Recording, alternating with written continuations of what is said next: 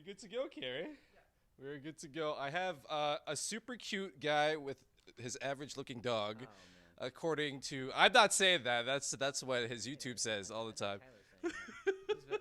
That's very sweet of you. Drew Lynch, America's Got Talent runner-up for 2015. Welcome to Winnipeg. Now, have you immersed yourself in the culture, the Canadian culture yet? I don't know. Everyone's talking about the whiteout thing. I was like, I've made mistakes on a piece of paper before. Uh, dumbest joke I've ever said. Yeah, I don't know. I think it's cool to be here at the same time that the hockey playoffs for the Jets is happening. So I'm excited for that, and I'm also excited to be here when it's starting to warm up. Right. Like it's not super cold like it was when I was here in February and stuff. So. Now, has anyone ever told you in terms of what you should get immersed into in terms of the Canadian culture? Has anyone helped you out? They said like the heroin's crazy here. No, I don't know. I don't know what to get immersed into. The coffee, I guess coffee. I mean Tim Hortons, but I've had Tim Hortons before. But Right. they say that they say the food here is there's so many restaurants here. So excited to maybe try some of that stuff. Now, as promotion of you coming up here to Canada, there was a video of you having maple syrup poured onto your head. How how long was that shower afterwards, Drew? There's syrup still in my hair for sure, man. I don't know. It was such a silly video, but I was like, what if I just do that? What if I just do it? Will they be offended? And I was like, and then my assistant was like, I think they'll be impressed. I think they'll hate you and be impressed. But yeah, so what was funny about I did a video where there's they're pouring I'm getting maple syrup poured on my head and the camera's slowly zooming out as I'm promoting the show. And what happened was I laughed during the first one, so that wasn't the first take. I laughed and I laughed super hard because it was dripping on my eyelashes and my eyelids were getting stuck together, and I was really scared, but I was laughing. And so I had to go shower and then come back and do it a second time. Oh no. Yeah, it was a beast. Well, and it's crazy because at the end of the video, it's just you silent for maybe 5-10 seconds as the text prompts up of where your shows are going to be, and you didn't crack once, and I was like, how do you have maple syrup all over your head and you're not laughing at least once? I did before, but man, yeah, it was tough. It was tough.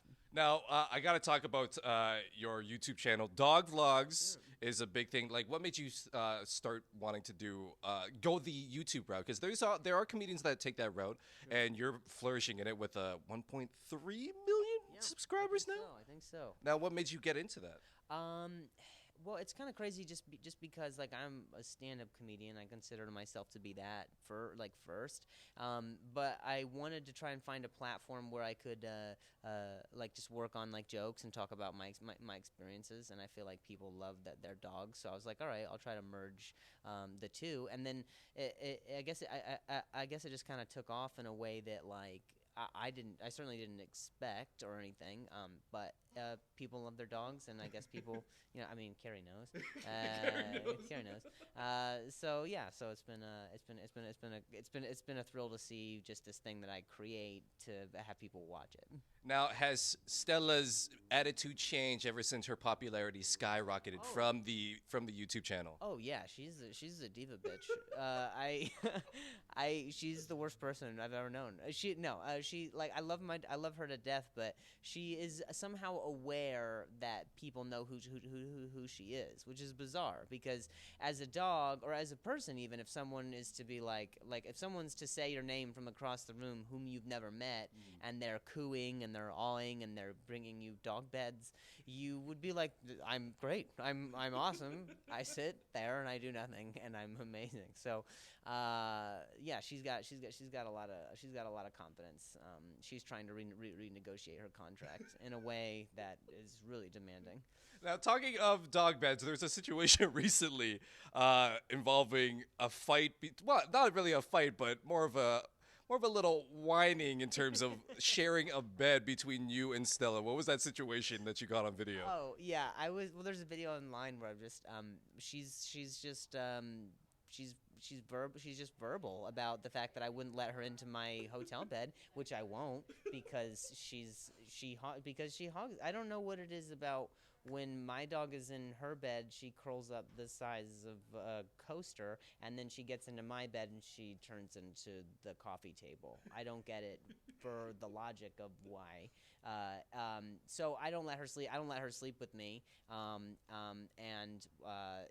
For this particular night, she was thinking that she was gonna get it in, and I was like, no way, man. So how long was she whining for? Because there was like how many videos? It was an hour. It was at least an hour, and it started to become like at first, like it's at first where I have to be the parent and I have to be like, no, this can't happen. Right. But she was so insistent that it started to just become funny, and I was like, I'll just start recording you. You're ridiculous. And people need to know what the sleep. I'll never get the sleep back, so they need to know why and the culprit.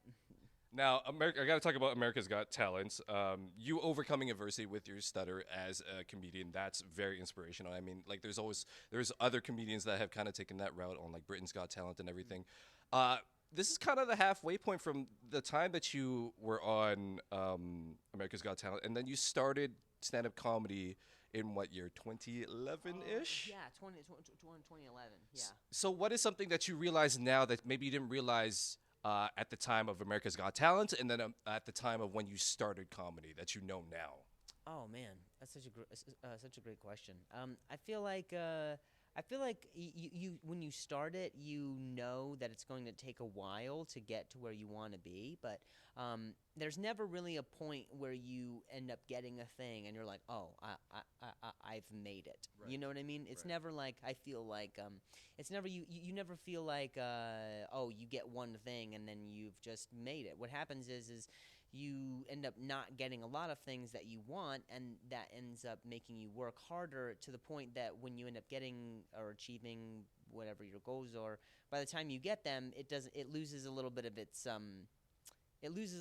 reward because you're like, oh, but I needed that, like when I did America's Got Talent, the year before that I did like 600 sets that year. Really? So I did over 500 sets because that was just my goal, and by then I was so used to just going up and doing shows that I felt like I was ready way before then. So when I did get America's Got Talent, while a valuable opportunity, I was still just like, yeah, I mean, but I could have used this way earlier. I've worked so hard before that. Right.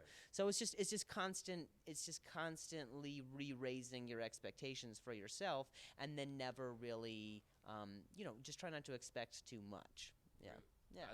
That's amazing. Like I wouldn't have thought like there's a lot of intricacies that people wouldn't have known about. It's like hard. It's hard work, Like on top of doing shows, I do the two vlogs a week. Right. I do my own cartoon series also on my YouTube channel, and then I'm trying to develop a show for myself that's in the scripted world. On top of touring, it's constant. You never have time to stop and be like, oh man, I'm very proud of myself. You just have to constantly just do it, So. now, is that something you do as a choice where you want to constantly work? You don't want to take that break? Yeah, I tend to have an imbalance as far as my work and personal life. So I keep it very I don't ever want to have missed out on an opportunity because I was indulging too much or embellishing what success I might have. So I'm trying to really get better at the journey rather than just the destination. Right. I'm such a destination person that I want it to be more about the ride along the way. So that takes practice. And I do have to say, like watching your episode back then was it's very emotional, and like with the golden buzzer and everything. Even I was telling Carrie earlier, I was like, I got emotional watching you get emotional just because of everything that was going on, and like the adversity that you come over. It was unbelievably inspiring. Do you meet a lot of people that have that same response? Yeah, I feel like some people end up connecting to what it is I stand for or what it is I said then. I said something that was very much about like, the person I was probably probably wouldn't have hung out with who I am, and that just speaks to the kind of judgment that I would lay on a person, and as far as how arrogant I was, and I still ain't. I still have flaws, and I still am constantly working on myself, but in a way that I am able to say, yeah, I stutter, I'm short, I'm pasty, whatever. All the things, all the shortcomings and insecurities that I can lay out to somebody, I think ends up making you more human, and in a way that people are able to say, oh, okay, I feel comfortable addressing my insecurities as well, or at least using them to try and bolster yourself into a strength from a weakness. So. A hidden strength that I like to focus on is the fact that you have a beautiful singing voice. When I watched the video of you singing Ed Sheeran Dive, I was like, my gosh, this man could actually just sing. Like it's unbelievable. What is on the docket for the next cover? I need to know. Oh my god, dude, you're too nice. I love I love the way you paused before you said beautiful. It was like art for you. You were just like it was provoking. I had no words. I have no words. It was like you put like foie gras from Gordon Ramsay. You were like, this is eccentric. This is decadent. Thank you. That was very sweet of you.